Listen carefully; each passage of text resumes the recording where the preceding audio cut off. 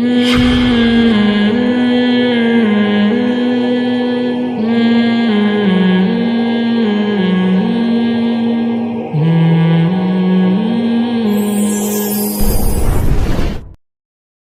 بھی سامنے نہیں رکھتا ہے.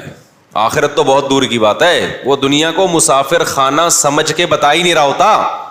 وہ ایسے بتاتا ہے جیسے ہمیشہ بولو یہاں رہنا. مثال کے طور پر آپ جب گھر بنا رہے ہیں تو سریے والے سے جب آپ رابطہ کریں گے بنیادوں میں سریا ڈالنے کے لیے, تو وہ آپ کو بتائے گا بھائی اتنا سریا ڈالو, اس سے کیا ہوگا 200 سال تک یہ بلڈنگ چلے گی.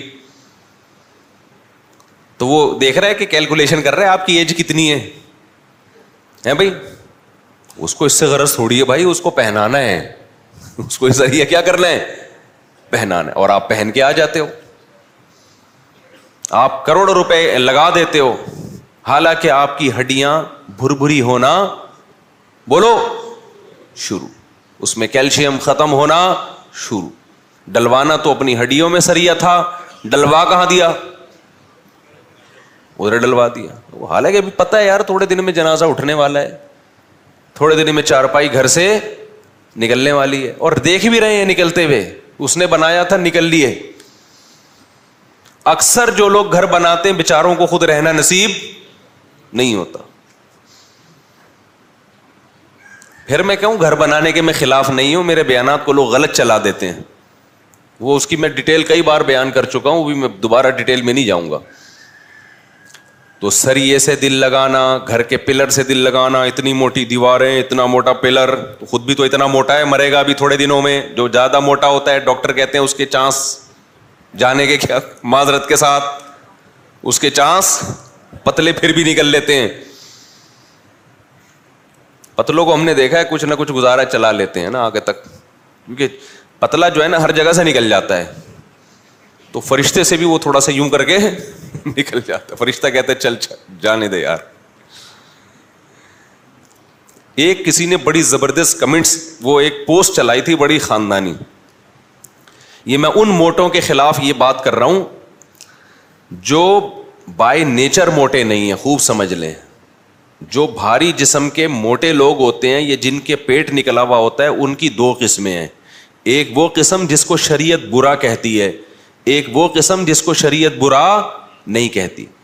جو لوگ قدرتی طور پہ بھاری جسم کے ہوتے ہیں, پیٹ بڑھا ہوا ہوتا ہے قدرتی طور پر, کھا کھا کے نہیں, قدرتی طور پر, ایسے لوگ صحابہ میں بھی تھے, محدثین میں بھی تھے, تابعین میں بھی تھے. آج بھی بڑے بڑے بزرگان دین ہم نے دیکھے ہیں, بہت تھوڑا کھاتے ہیں, بہت تقویٰ, لیکن ان کا پیٹ بڑھا ہوا ہے. یہ قدرت کی طرف سے ہے, اس پہ کسی کو ملامت جائز بولو نہیں ہے. جیسے انسان ہے, کسی کی نظر تیز ہوتی ہے, کسی کی کمزور ہوتی ہے, کسی کی فٹنس بڑی اچھی ہوتی ہے, کسی کی کم ہوتی ہے. تو حدیث میں آتا ہے اللہ تعالیٰ تمہاری شکل کو, تمہارے جسم کو نہیں دیکھتے کہ موٹے ہو, پتلے ہو, دبلے ہو, کالے ہو, گورے ہو, یہ نہیں دے. ہم لوگ تو فٹنس دیکھتے ہیں سامنے والے کی, اللہ نہیں دیکھتے. اللہ کیا دیکھتے ہیں؟ اعمال اور تمہارا دل, دل میں کیا ہے اور ظاہری عمل کیسا ہے, اللہ اس کو دیکھتے ہیں. تو اس لیے میں جب یہ بات کرتا ہوں تو ایسا نہ ہو کوئی بھاری جسم کا ہو آپ کے دل میں اس کی برائی آ جائے. آج بھی میں ایسے علماء کو جانتا ہوں, بہت پرہیزگار ہیں, بڑے اللہ والے ہیں, بہت تھوڑا کھاتے ہیں, لیکن ان کا پیٹ بھی نکلا ہوا ہے, ان کی باڈی بھی بھری ہوئی ہے قدرت کی طرف سے. یہ انگریزوں میں بھی ہوتے ہیں, ڈاکٹروں میں بھی ہوتے ہیں.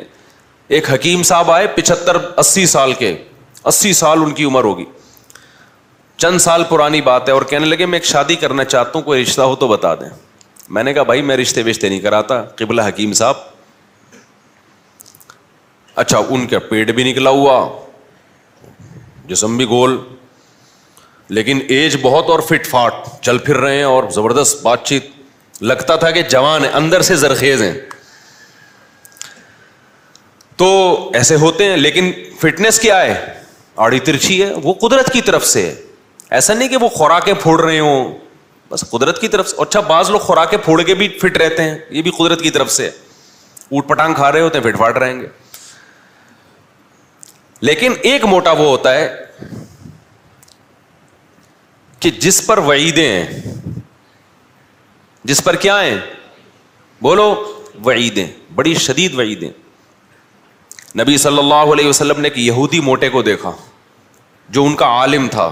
آپ نے فرمایا کیا تو نے تورات میں پڑھا نہیں ہے کہ اللہ کو موٹے پیٹ والے سے نفرت ہے؟ عالم بھی تھا اور ماشاء اللہ سمجھ رہے ہیں بات کو، توند نکلی ہوئی تھی. وہ کھا کھا کے ہوا تھا اور حرام کھا کھا کے. کیونکہ یہود کے بعض علماء یہ کرتے تھے، لوگوں سے ہدیے نذرانے لینے کے چکر میں ان کو شریعت تحریف کر کے بتاتے تھے. وہ باتیں بتاتے تھے جو لوگوں کے مطلب کی ہوں، جس پہ پبلک خوش ہو جائے. ان کثیرا من الاحبار والرہبان لیأکلون اموال الناس بالباطل. اے ایمان والو، یہودیوں میں، عیسائیوں میں بہت سے علماء ایسے ہیں، سارے اس وقت بھی خراب نہیں ہوئے تھے، بہت سے علماء ایسے ہیں جو ناحق طریقے سے لوگوں کا مال کھاتے ہیں، رشوتیں لیتے ہیں ان سے، غلط غلط مسئلے بتا کے پبلک کو خوش کرنے کے لیے. آج طلاقیں دے دو، آپ کو اپنی مرضی کا فتویٰ مل جائے گا. کچھ بھی کر لو، ہر جگہ آپ کو اپنی مرضی کا فتویٰ مل جائے گا. اور گورنمنٹ میں ہمیشہ ایسے کچھ لوگ سرکاری سطح پہ ہوتے ہیں جس سے گورنمنٹ اپنی مرضی کا اسلام پاس کرواتی رہتی. ایوب خان کے دور میں جب آئلی قوانین بننے تھے، انگریز کے دور میں اسلامی قوانین جو آئلی خاندانی قوانین ہیں وہ ٹھیک تھے، لیکن جناب ایوب خان نے کیا کیا، ان کو چینج کر کے سارا بیڑا ہی غرق کر دیا، نکاح طلاق کے حکام کا بیڑا غرق کر دیا. یہاں علماء نے احتجاج کیا یہ تو قرآن و سنت کے خلاف ہیں، تو مصر سے ایک مولوی صاحب امپورٹ کیے ایوب خان نے.